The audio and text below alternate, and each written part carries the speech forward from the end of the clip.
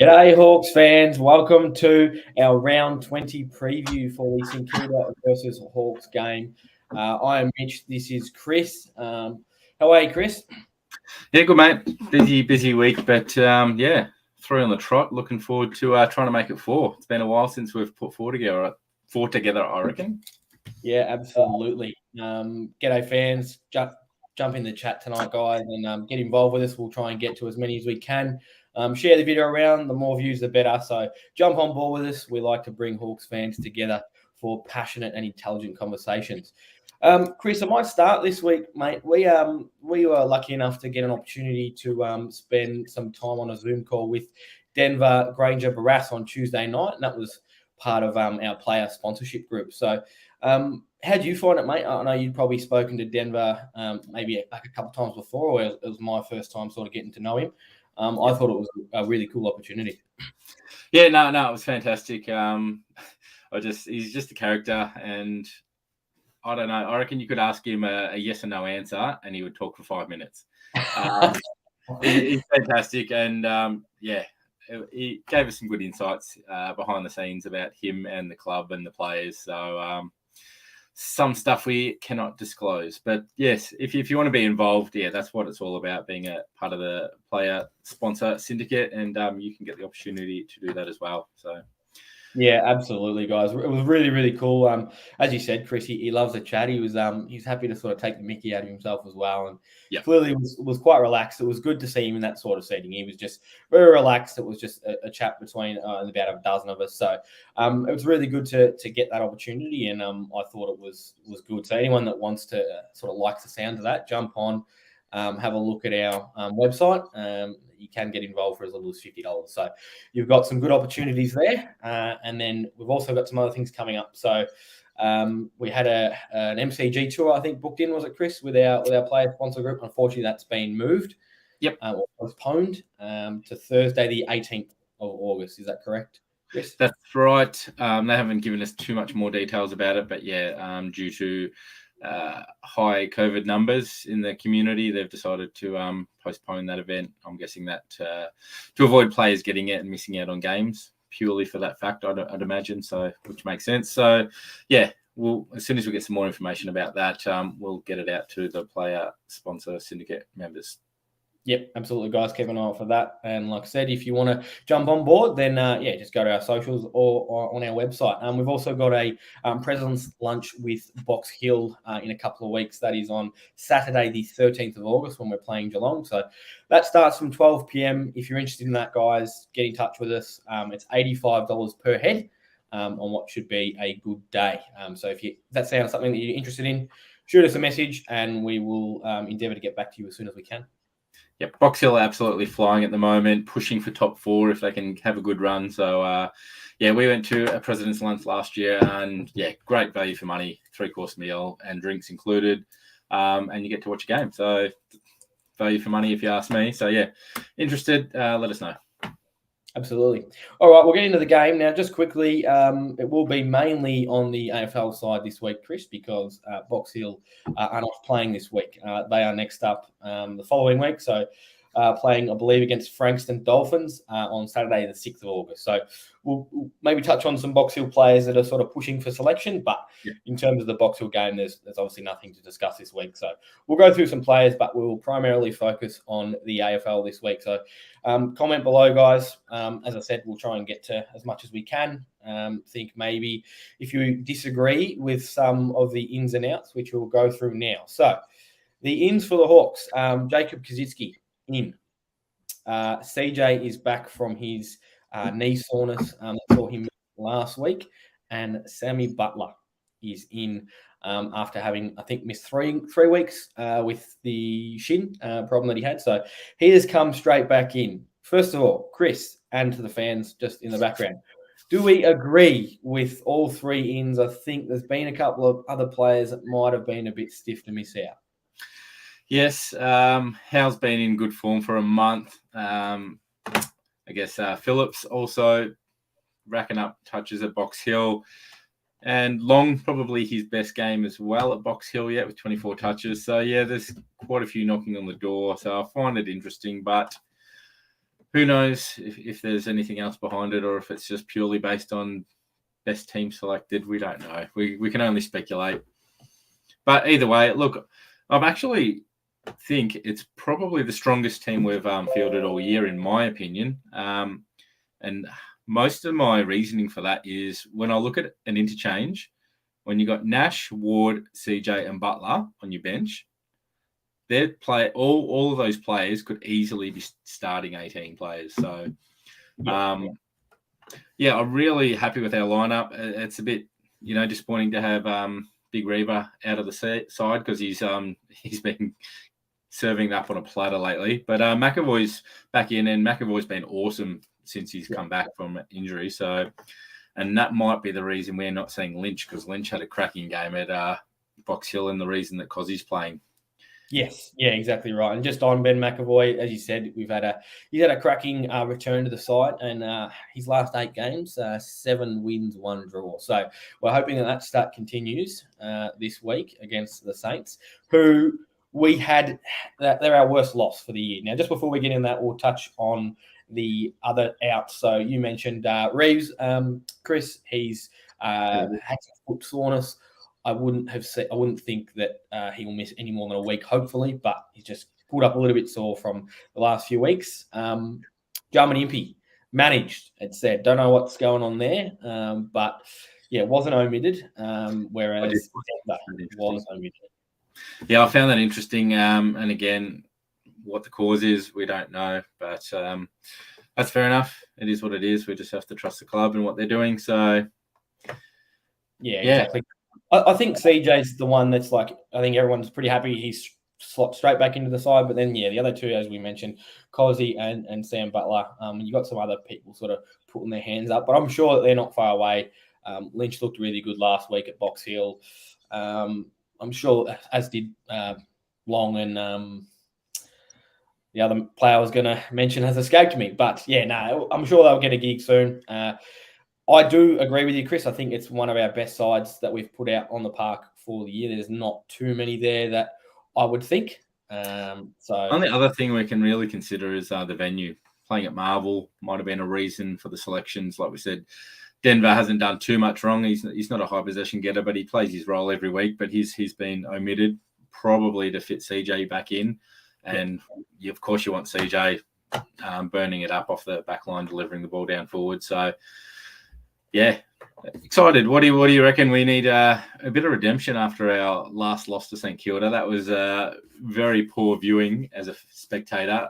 And I think we've got the team to do it this round. What do you reckon?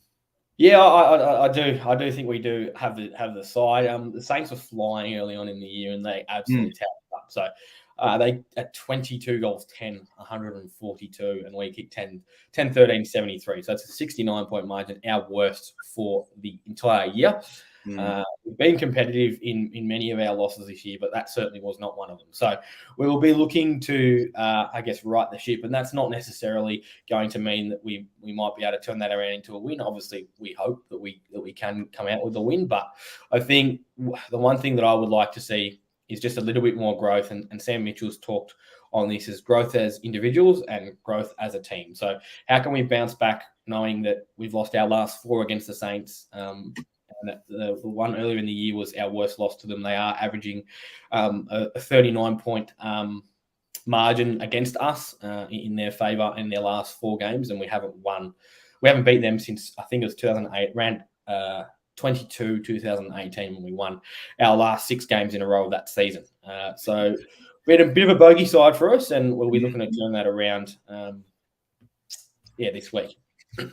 A team that we probably took for granted 10 years ago, that we would just rock up and win every game, and they've turned the tables on us. So definitely don't want to make that 5 losses in a row. So exactly.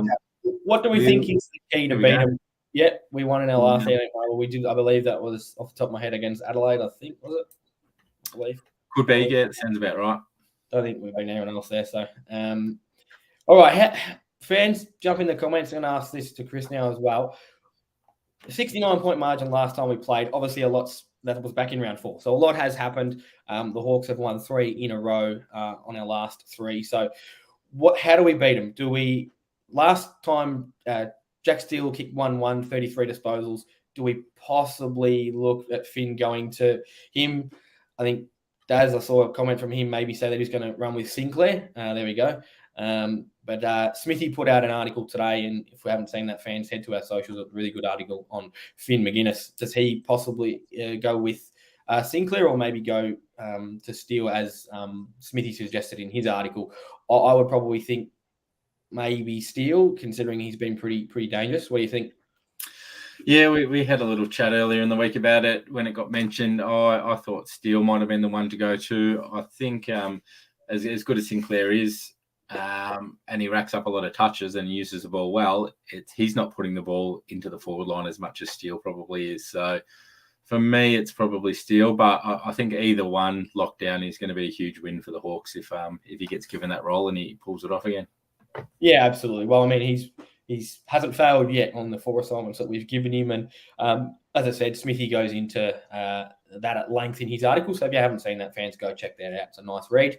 Brad Hill, Max King, Membry, and Gresham all kicked 4 goals each against us in the last outing. Now, big test for our back six, because if it's anything close to that, we're going to get done, and going to get done very convincingly again. They're without Gresham.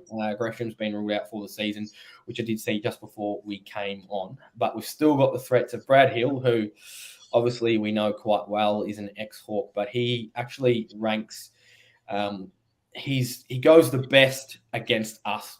Probably not a great way to word it, but he lives every time he plays us.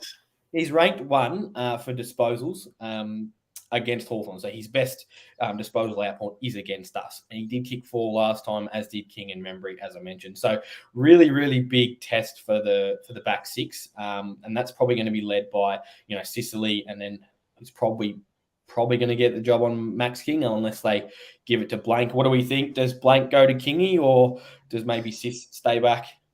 Yeah, it's a good question, and it could go either way, but definitely here, Riley saying the outs for the Saints do help us. We touched on our ins and outs. They've got Billings, Burns, and Gresham out, like you said. So Billings and Gresham are pretty good players, in my opinion. So definitely good outs for us. They've got Tom Campbell coming in for ruck. I'm not sure how many games he's played for Saints, but he's ex-Bulldogs, ex-North Melbourne player. He's 201 centimetres, 105 kilos. So he's going to be competitive against McAvoy. And also Dan Hanbury coming back. And I'm not sure, we discussed this before the show. Yeah. He may have played round 1, or he did. Well, I reckon he done a hammy. I reckon he done a bad hammy and needed surgery, mate. I don't know.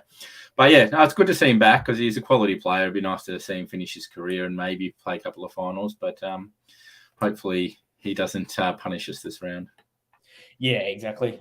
Just sent a couple of comments, maybe saying Blank to King. I think it's probably going to be a tough matchup for him, but he's done pretty well so far with the test that we've given him. He had a good round against Kennedy and Darling. They were sort of switching off each other, but I thought he played well against them. So he, I think if he starts on him, and then maybe if King's sort of getting a hold of him a bit, maybe we move Sicily back onto him. Absolutely, Brooke. I don't mind if he likes to play, obviously, that sort of spare, can peel off and intercept. So if he's coming across to help Blank on Kingy, that's probably going to help us. One thing I want to really see from our back six is we're just going to need to move the ball well out of our defensive 50. We obviously like doing that. We play on, I think, 32% of the time that we move the ball from our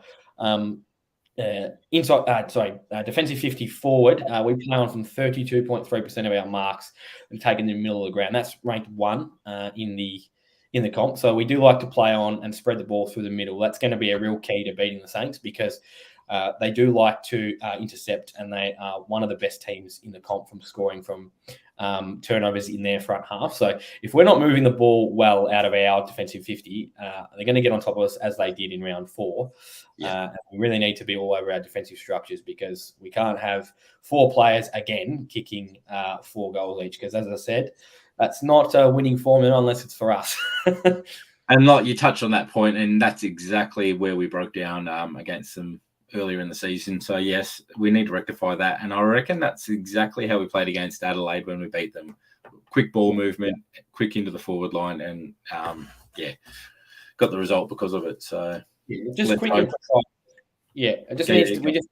We can't afford. Obviously, it goes without saying that we can't afford to turn the ball over. In our defensive 50. But they're going to be a side that really punishes on that. So we need to be clean exiting the 50. I've already seen a couple of things about the clearance.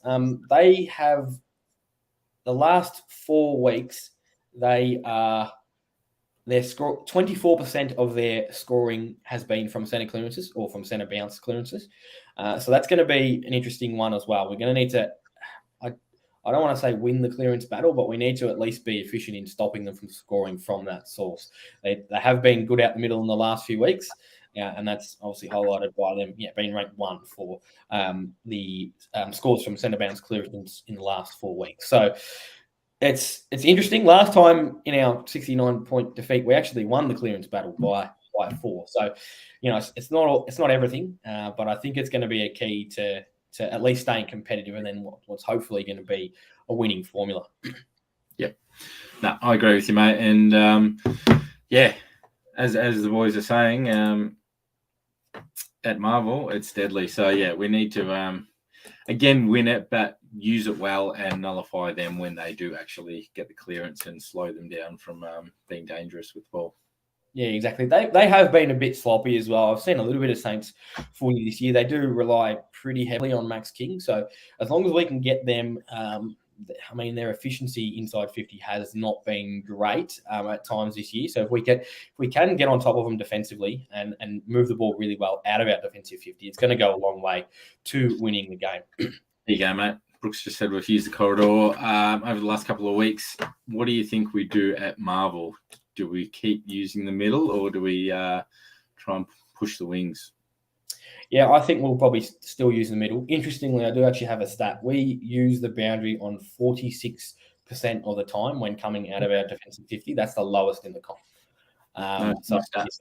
You see sides spread to the wings. We like to go through the middle when you've got CJ, Harry Morrison running off the halfback flanks there. I think that's going to be a key, as long as they're using the ball well.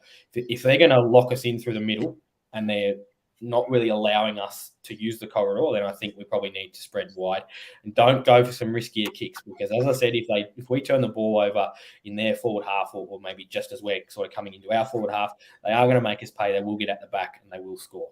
That's what they did to us in round 4, and it's been a highlight of their year when they're going well.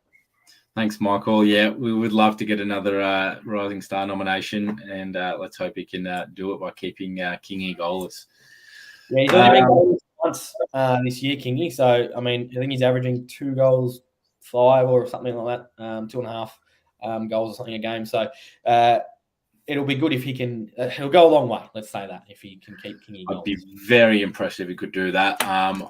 Even if he keeps him goalless, I'm going to suspect that he's going to at least have a couple of shots on goal, because he's just too good to stop, I think. Yeah, for 4 quarters for sure. But hey, you never know. It's going to be a really good test for him, and as long as he's not having too big of an impact, I think that he will. It'll be a pass mark for him. Yes, there we go. Dominic's caught us out. Too old for the Rising Star. Yes, I reckon that would be correct. Looked over my head, mate, so thanks, Dom. Talking about moving the ball through the middle of the ground, it is very dangerous, obviously risky, but it just, if we can hit the target, it just opens the whole game. We can go straight into the forward 50. We can push it out on the flanks and then come back in. And I think that's when it works. That's where we're really seeing the benefits of it this year. So we're getting better at it, I feel, and it's just picking the right time to do it during the game. Yeah, absolutely. You don't want to do it all the time, because you start getting a little bit predictable then, and teams are almost very similar to Melbourne. I think that's why they've struggled a little bit against top 8 teams this year. They've become a little bit predictable. They sort of are looking to move the ball through the middle. So straight away, teams are all over it. Fremantle were a side that did that really, really well to Melbourne. Straight away, they nullified the kick in board and they forced them wide, which makes them play. We did that against them as well, and I think that's why they struggled. Yeah. Yeah, so I think as long as we're not doing it too much, as I said, we don't utilise the boundary very often, but maybe a little, if they are expecting that, maybe a change of tactics, spread wide and try and beat them that way. But I don't like the long kick up the line. We were doing it a lot last year, and I'm really happy to see us sort of go through the corridor because you're just trying to take the game on. And that's really positive for me. And as we mentioned, that we are getting a little bit better at it. And it's when we do it well, it's deadly. And we've been able to score and hit, not just, dump it on the forward heads, but hit leads. Gunners was one last week who we were able to really hit up, and it was really good to see him. So it's going to be, how we're coming out of defensive 50 and then also trying to nullify them at the clearance will go a long way to putting the 4 points on the board for us. We did touch on Hilly before earlier in the show. Thanks, Chris. But yes, I was going to mention this, and I've been, here we are, cut to the chase. Finn to Hill. I did mention it in our chat group. It didn't really get much support, but I thought there's a chance. There's a chance it could happen. He's maybe not the most important, but maybe if he starts to tear the game apart, maybe he moves off Sinclair yeah. So we'll see what happens. I'm interested to see where he goes. Depends where he starts, I guess. I mean, they'll probably start him on a wing, I would think, but he has been playing a little bit off the halfback flank. I don't know if they tag him off a halfback flank, but you never know. He's been pretty influential against Hawthorn. He likes playing us. So if he's creating some havoc for us, then possibly we could look at moving Finn onto him. Finn's certainly got the ability to run with him, but I think probably Steele or Sinclair are the more obvious matchups for him, at least until we get to game day and we see how the game's unfolding. Yep. Now, what do you reckon? What's the ruck percentage between McAvoy and Kosi during the game? Kosi being brought back in, we're looking to play two key forwards as such. Do we predominantly stick with Kosi down forward, just pinch hitting for McAvoy, or is McAvoy going to spend a good chunk down forward, you reckon? I would think it's all going to be depending on how he's feeling. He's had, I think it's his third game back or maybe fourth game back. So his body's probably starting to get to a third game back. We've won 3 in a row and he's been part of the last 6 or 7 wins, whatever. So, yeah. So this will be 4. So if he's feeling good and he's feeling like he can take, the brunt of the ruck work, which I'm sure he's got the ability to do. Well, we know he's got the ability to do. We'll probably see Kosi spend a little bit more time forward and just sort of pinch hit for him here and there. However, he has spent a little bit of time forward as well the last couple of weeks, McAvoy. So he could be looking to do that, but it does make it a little bit harder without Reeves in there because... I know there's a bit of a knock on Kosi and his marking, but I just feel like, if McAvoy does go down there, we can expose him that way.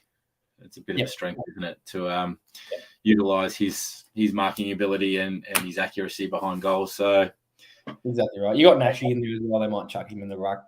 Very limited periods, I think, but he has spent a little bit of time at the ruck in the centre bounces when we've needed to, when we were struggling for ruck stock. So I would think that, McAvoy's probably going to shoulder most of the load. Got Rowan Marshall, who might pinch hit for them, like Kosi. We'll see. I reckon I'm going to back Kosi in here. We've been a little bit vocal on him in sort of his last 3 or 4 AFL games, which were a couple of weeks ago. He's been at Box Hill for a couple of weeks. So, and really good to get into that. And then under that, spin doctor, Kosi's being harshly treated, in my opinion. I sort of agree with you there. He's hasn't been playing his genuine role a lot of the year. So he has been we've been a little bit critical of him at times. And I think once we see him in that real, centre half forward position and give him a couple of weeks there where, okay, we're keeping you here, mate. This is your role.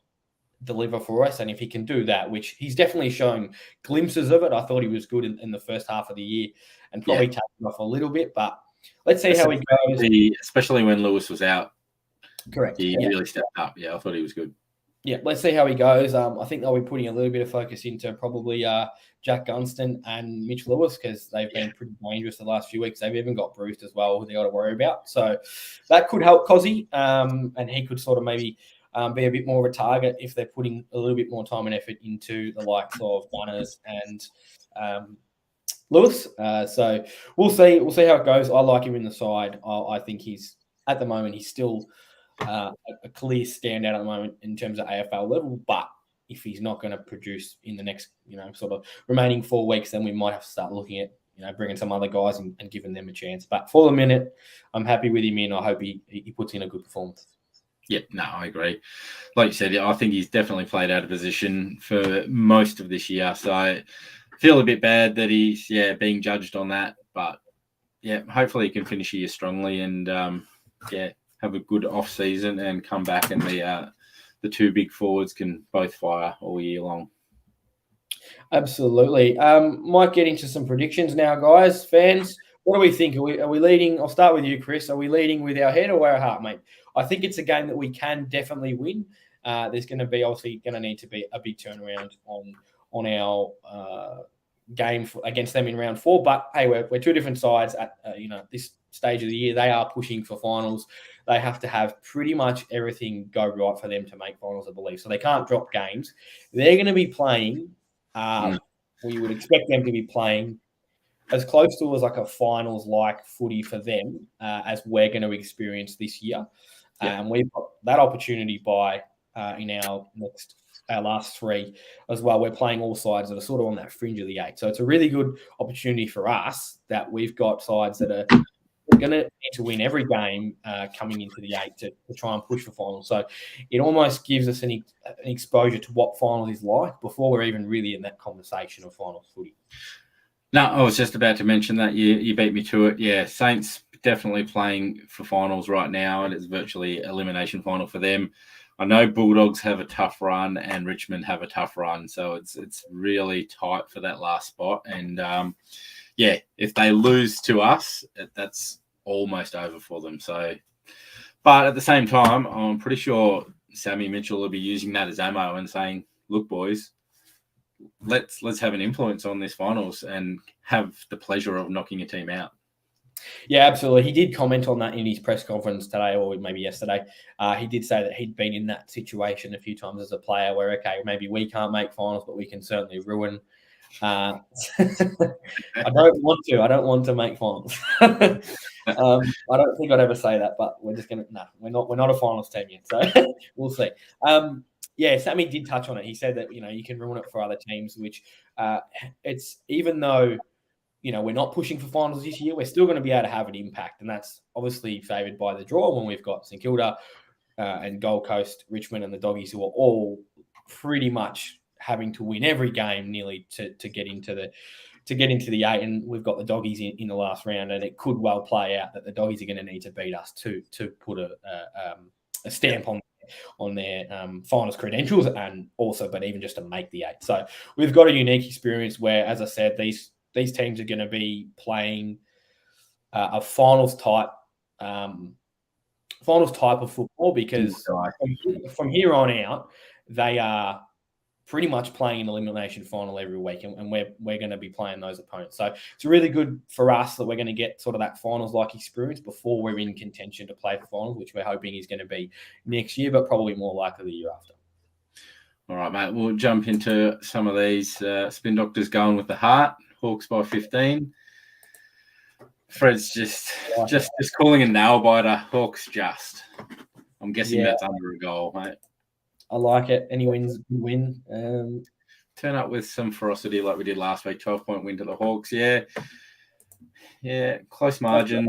I can't disagree. Yeah, Hawks by 18. I like the. I didn't think we'd get this many saying that we could win. We're going to win. I actually thought that this would be one of the worst ones in terms of our predictions. But I hope you're right, guys. I'm looking forward to it. The big Nash dog, best on ground. I like it. Big call. We love that. We absolutely love that. Where are we? What else have we got? That's a big score, Tom. 134-90. Hopefully that'll be good. If we kick over 100, we'll probably win the game, as we know. So let's hope you're right. Saints are flat track bullies. We're going to get flogged. Day with 4. Wow. Leading goal kicker, Will Day. Off a wing. Brilliant. Yeah, that would be good. And Jekka. I did notice Jekka's in the emergencies. So he is. Yes. Hopefully he gets a game, but I don't know. Unless someone gets injured or ill. Or I was actually surprised. North had a real big COVID scare, and obviously we played them last week. We haven't had, and I'm going to cross my fingers saying that we haven't had any health and safety protocols this week. When I read that, I was maybe expecting 1 or 2 to drop out, but apparently Saints are going to beat us there. Yeah, I sort of agree with that. They are a bit of flat track bullies, but hey, let's just hope we stand up to them and come away with the win. I reckon I'm going to go with Saints just. I don't like tipping against us, but I'm going to go with Saints just. So you're going with your head, not your heart.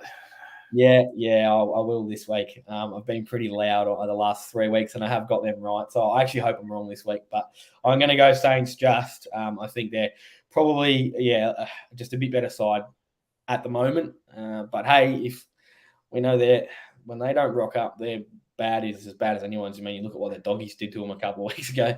Here you go. If you're going to call Saints to win, who do you think is going to be best on ground for them?